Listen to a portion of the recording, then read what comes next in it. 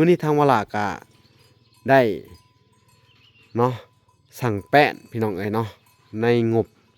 ประมาณของเอื้อยลิซ่าในส่วนที่มันเหลือพี่น้องเอ้ยเนาะส่วนหนึ่งวลาก็ได้สั่งเป็นวงกบบานประตูเนาะครึ่งต่อครึ่งพี่น้องเอ้ยแต่ว่าแป้นนี่มันได้อยู่60แผ่นมันจะถึกอยู่ประมาณ5 ล้านพี่น้องเอ้ยแผ่นละ80,000กีบพี่น้องเอ้ยเนาะมื้อนี้ทางสร้างเพิ่นก็ได้มาส่งไปที่เยี่ยมฮอดเลยเนาะเอาสบายดีเด้อสบายดีอ่าอุ้มลูกอุ้มเต้าคือเก่าลูกเต้าไปใช้มื้อนี่ลูกเต่าไปหาเก็บผักหวานกันโอ้2 คนน้องอะเนาะแม่นไปเก็บผักหวานแล้วโดยโอ้เยาวทันมาไปไกลบ่ไก่พูนอยู่บางกะลึมไปอยู่บ้านกะลืมพูโดยพี่น้องไงเนาะมื้อนี้ก็ได้นี่ไม้ที่ทางวลาสั่งไว้เด้อโดยไม้แป้นแอมอันนี้ไม้อย่างดีเลยได้นี่ไม้ฮงเลื่อยเป็นไม้อ่ย่างได้โดยแม่สมใจอยู่บ่สนใจตั้งขับใจหลายๆเด้อเลยสาวเอ้ยโดยให้ลำให้รวยสุขภาพแข็งแรงซื้อใหม่มาให้โดยเนาะกินแห้งให้โชคให้ลาบสาธุอันยันควันนี้สาธุเนาะพี่น้องเนาะก็ถือว่าไม้นี่งบประมาณของเจ้านี่ในจำนวนเงินอยู่5 ล้านเด้อโดยแต่ว่ามันยังบ่พอเนาะคุณน่ะกินข้าวโอ้กินข้าวอยู่ตัวๆอยู่ซื่อ5 ล้าน ๆ5 ล้านเต็มเลย 5 ล้านเต็มมีปลายกับยามันแถมไปเลย แถมไปเลยเนาะทางสั่งเพิ่นก็ใจดีพี่น้องเอ้ยลากแก่ให้เวลาเข้าคล้องพี่น้องเอ้ยแต่ละเทื่อก็ได้เนาะวัสดุก่อสร้างก็อาศัยเพิ่นนี่แหละเนาะก็เนาะได้ไม้ได้ตอกสั่งน้ำเพิ่นพี่น้องเอ้ยเนาะเพิ่นก็จัดการให้เนาะ5 ล้านเลยเนาะ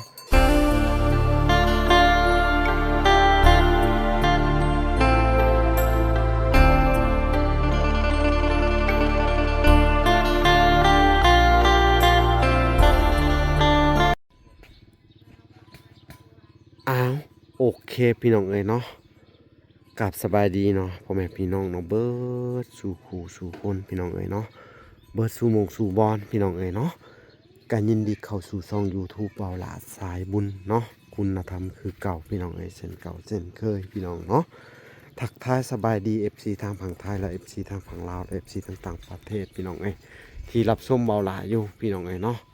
มื้อนี้ทางเบาหลาก็ได้เนาะสั่งแป้นพี่น้องเอ้ยเนาะในงบประมาณของเอื้อยลิซ่าในส่วนที่มันเหลือพี่น้องเอ้ยเนาะ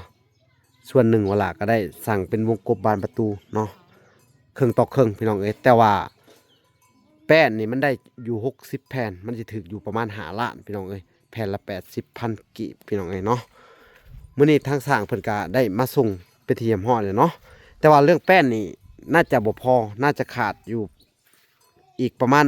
60พี่น้องเอ้ยมันถึกอยู่ประมาณ120พี่น้องเอ้ยเนาะกะว่าประมาณนี้แหละพี่น้องเอ้ย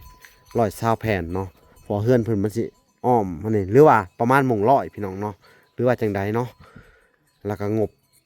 ประมาณของวลาก็ได้เบิดเนาะเบิดเท่านี้แหละพี่น้องเอ้ยก็สิได้จ่ายเป็น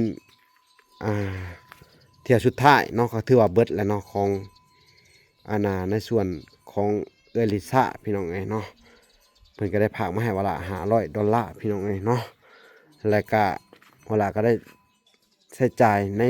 ส่วนที่วลาบอกไปในเบื้องต้นเนาะพี่น้องเนาะนี่แหละวลาก็สิได้เข้ามาพูดคุยเนาะกับทั้งบัวสีต่อพี่น้องเอ้ยเอ้าสบายดีเด้อสบายดีอุ้มลูกอุ้มเต้าคือเก่าลูกเต้าไปใช้มื้อนี่ลูกเต่าไปหาเก็บผักหวานกันโอ้2 คนน้องอะเนาะแม่นไปเก็บผักหวานแล้วโดยโอ้เยาวทันมาไปไกลบ่ไก่พูนอยู่บางกะลึมไปอยู่บ้านกะลืมพูโดยพี่น้องไงเนาะมื้อนี้ก็ได้นี่ไม้ที่ทางวลาสั่งไว้เด้อโดยไม้แป้นแอมอันนี้ไม้อย่างดีเลยได้นี่ไม้ฮงเลื่อยเป็นไม้อ่าย่างได้โดยแม่ สมใจอยู่บ่สนใจตั้งขับใจหลายๆเด้อเลยสาวเอ้ยโดยให้ลำให้รวยสุขภาพแข็งแรงซื้อใหม่มาให้โดยเนาะกินแห้งให้โชคให้ลาบสาธุอันยันควันนี้สาธุเนาะพี่น้องเนาะก็ถือว่าไม้นี่งบประมาณของเจ้านี่ใน ในจำนวนเงินอยู่5ล้านเด้อ โดย แต่ว่ามันยังบ่พอเนาะกะว่าน่าจะถ้าขาดอีกก็ประมาณอันน่ะ50แผ่นเนาะถ้าสิสั่งมาให้มันเป็น100 ป เนาะ ระมาณนั้น มุง100แผ่นเนาะเอามาก่อน โดย ประมาณ100แผ่นน่าจะพอเนาะ พอประมาณ หรือว่า100ถ้าบ่พออีกก็ประมาณขาดอีกมุง20เนาะให้มันเป็น120เสียงประมาณนี้เนาะนี่พี่น้องเอ้ยกระมุงก็สิประมาณนี้แหละเนาะแอวก็สิเป็นปูนทั้งเทิงก็สิเป็นอันแป้นคือแบบนี้เนาะพี่น้องเนาะ โดย เนาะคือว่าแป้นก็ยังบ่พอพี่น้องค่าสร้างก็ยังบ่มีเนาะ แม่ จังได้กะ โดย สิให้เจ้าอดเอาก่อนเด้อ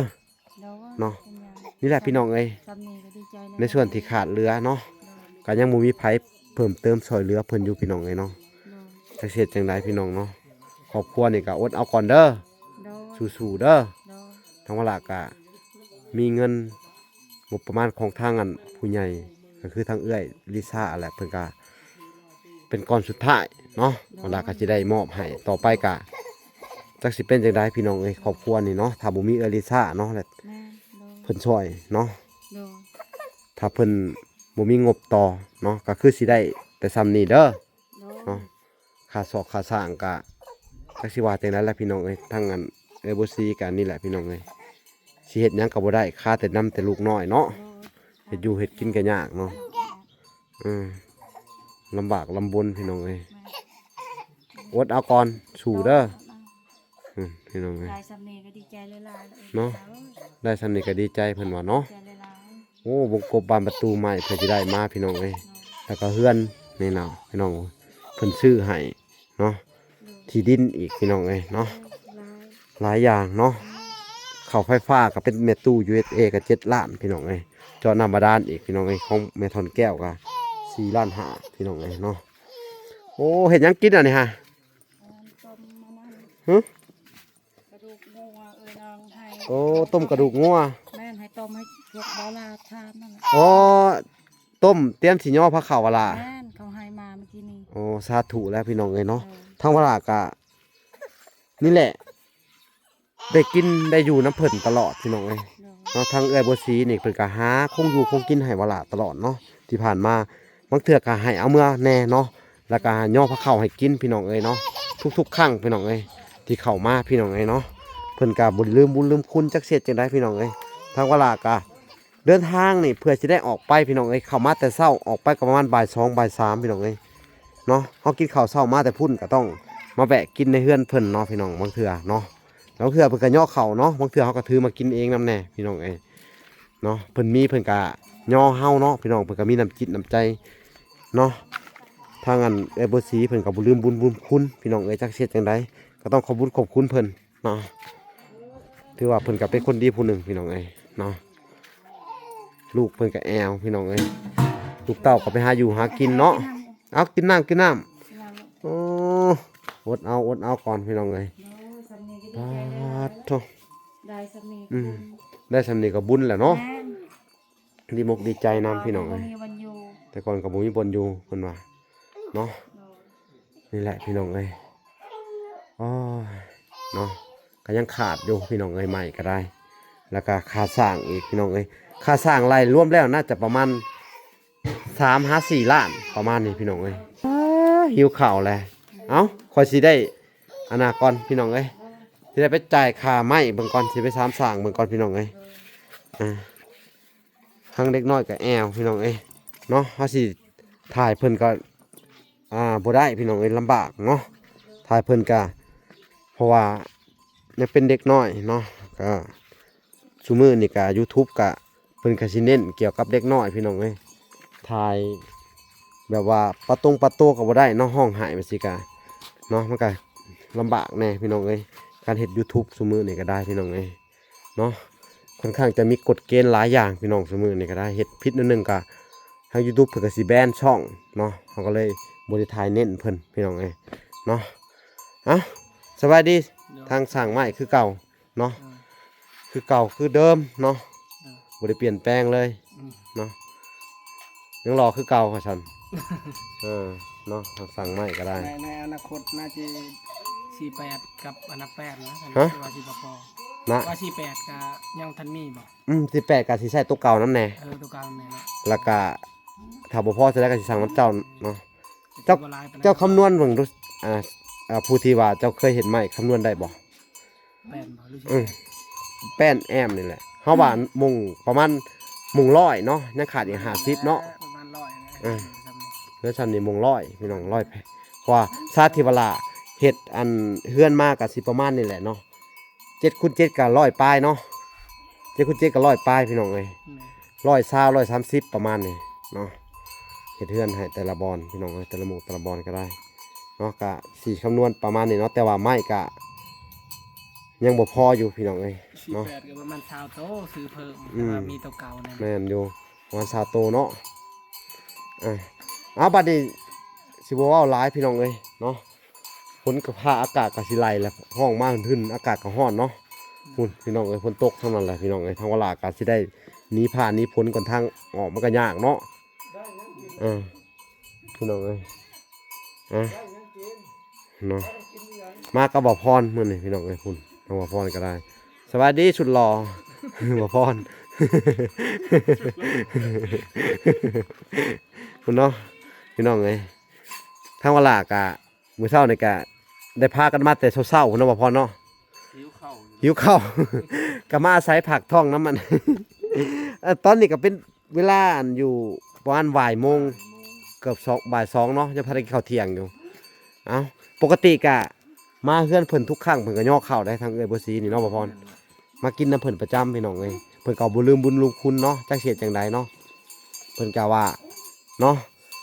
ขอบคุณผู้ที่มาซอยเพิ่นก็ว่าเนาะอันน่ะได้นู่นได้นี่ก็ย้อนทางอันทีมงานเฮาพี่น้องเอ้ยเพิ่นว่าได้ทางบ่ลาบ่พรบ่น้อยเพิ่นว่าเนาะจักเสียจังใดบ่พรเอ้ยเนาะเพิ่นก็ย่อพระเข้าได้เพิ่นก็เป็นคนที่มีอันจิตใจดีพี่น้องเอ้ยเมตตาเนาะถึงแม้ที่แบบว่าทุกอย่างลำบากเนาะแต่ก็มีจิตใจเนาะแต่ว่าเพิ่นปลูกผักปลูกหญ้าเพิ่นก็เก็บให้พี่น้องเอ้ยผักหญ้าก็งามเนาะ โดย พุ่นน่ะกินข้าวโอ้กินข้าวอยู่ตัวๆอยู่กินข้าวเหนียวเลย แม่น อ๋ โด อย หิวข้าวแล้วให้มังหั่นเนาะ โดย พี่น้องเอ้ย ค่ะ กินข้าวเหนียวเป็นเม็ดอยู่พี่น้องเอ้ย แม่นเลย แซ่บเลยเนาะอันนี้ก็สงสัยแถวหัวบวชแล้วบ่คือแถวหัวโลน แต่ว่าโดย เนาะแผ่นละ80เนาะแผ่นละ80 63บ่นี่ 63ปกติ62แถมแผ่นหนึง แถมแผ่นหนึง 63 มื้อหน้าแถมให้เราแน่สัก2แผ่น3แผ่น ได้ ได้ไป แม่นว่าซั่น 30แผ่น รวมทั้งเบิดเท่าไหร่นะลืมเบิ่งจับกระดาษซื่อ 5ล้าน ๆ5ล้านเต็มเลย ล้านเต็มมีป้ายกับยามันแถ เอ มไป อ เลย แถมไปเลยเนาะทางสั่งเพิ่นก็ใจดีพี่น้องเอ้ยลากแก่ให้เวลาเข้าของพี่น้องเอ้ยแต่ละเทื่อก็ได้เนาะวัสดุก่อสร้างก็อาศัยเพิ่นนี่แหละเนาะก็เนาะได้ไม้ได้ตอกสั่งน้ำเพิ่นพี่น้องเอ้ยเนาะเพิ่นก็จัดการให้เนาะ5ล้านเลยเนาะมื้อวานนี่เบิกไปได้เนาะ เบิกไป500,000 โอเคยังเหลือ4ล้าน5 500,000 4ล้าน5แสนเนาะ ดู เมื่อวานนี่รถตายกลางทางบ่มีน้ำมันเพิ่นว่า อืม โทรมาขอเงินพี่น้องเอ้ย ดู ก็เลยให้ไปบ่ล่ะบ่ได้ถ่ายคลิปเนาะเมื่อวานนี่ เบิกไป500,000 เบิกไป5แสนเนาะ ดู เอาสนากาเวลาก็สิได้จ่ายเงินเพิ่นก่อนพี่น้องเอ้ยเนาะคุณทางไอ้บ่ซีก็อุ้มลูกเนาะพี่น้องเอ้ยดังพื้นดังไฟเศษอยู่เฮ็ดกินในทางนั้นเวลาก็บ่พรแต่ว่าบ่ได้กินนะเพิ่นดอกพี่น้องเอ้ยขอบคุณเพิ่นเนาะอดเอาก่อนนะสงสารเพิ่นพี่น้องเอ้ยแต่เก่าก็เคยบอกเพิ่นอยู่ครับบ่มีหยังก็บ่เป็นหยังพี่น้องเอ้ยบอกเพิ่นอยู่พี่น้องเอ้ยเนาะก็เกรงใจเพิ่นนำแน่พี่น้องเอ้ยเนาะก็ต้องขอบคุณเพิ่นก็มีน้ำใจคือกันได้พี่น้องเอ้ยทางอันบัวสีนี่ตลอดพี่น้องเอ้ยเพิ่นหาอยู่หากินให้ในช่วงแมงจับจันเพิ่นก็ไปคล้องมาให้กินพี่น้องเอ้ยเนาะ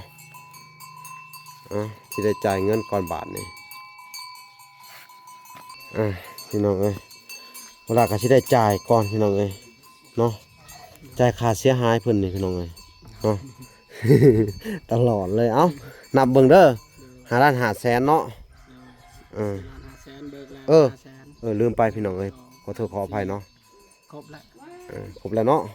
โดย บ่นับเบิ่งนะบ่ นับบ่นับก็ได้ครบเลย นับนะอย่าให้เจ้านับเอ้าเพื่อความมั่นใจไปทวงกันในทางบ่ได้เด้เนาะไปฮอดเฮือนแล้วมาทวงเนาะพี่น้องให้เพิ่นนับเพิ่นก่อน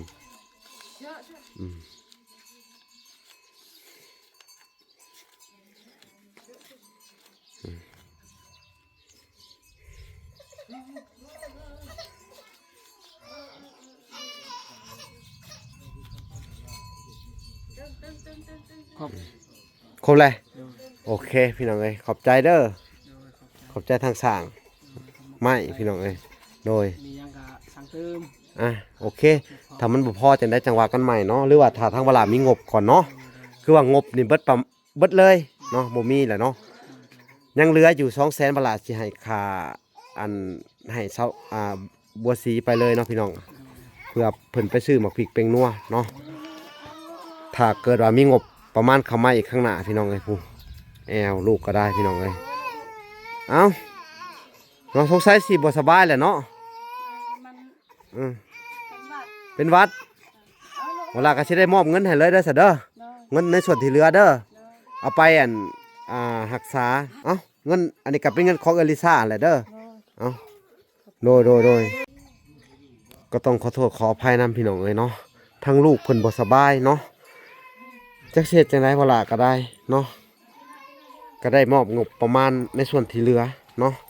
ให้เพิ่นไปเนาะก็เป็นงบของทางเอลิซ่าเนาะทางบ่ล่ะก็ได้เบิดพอดีเลยเนาะพี่น้องเอ้ยจักเฮ็ดจังได๋พี่น้องได้ซื้อไม้แล้วก็ซื้อวงกบอิหยังให้เพิ่นไปเทียบห้อยเนาะแล้วก็เหลือก็ให้เพิ่นเอาไปใช้จ่ายให้ลูกเพิ่นเนาะไปซักหืดซักยาพี่น้องเอ้ยเนาะก่อนอื่นเบิดก็ต้องขอบคุณผู้ใหญ่ใจดีเนาะคือทางเอื้อยลิซ่าพี่น้องเอ้ยที่อุปถัมภ์ค้ำชูมาตลอดพี่น้องเอ้ยเนาะก็ขอให้ทางเอื้อยเพิ่นอยู่ดีมีแฮงเนาะความเจ็บอย่าได้ความไข้อย่ามีหายเจ็บหายไข้หาพยาธิโรคาเนาะปราศจากโรคภัยไข้เจ็บเนาะขอให้มีอายุมั่นขวัญยืนเนาะเจริญในหน้าที่การงานเนาะเจริญในศีลในธรรมบุญรักษาเทวดาคุ้มครองเพิ่นพี่น้องเอ้ยเนาะคลิปนี้ว่าล่ะก็สิได้ขอตัวก่อนพี่น้องเอ้ยบ่มีหยังเนาะเฮาว่าล่ะก็สิได้จบคลิปก่อนเนาะแต่เพียงเท่านี้เนาะโอเคฝากไปติดตามคลิปตอนต่อไปพี่น้องเอ้ยคลิปนี้ก็สิได้ขอตัวลำลาไปก่อนเนาะโอเคพบกันใหม่คลิปหน้า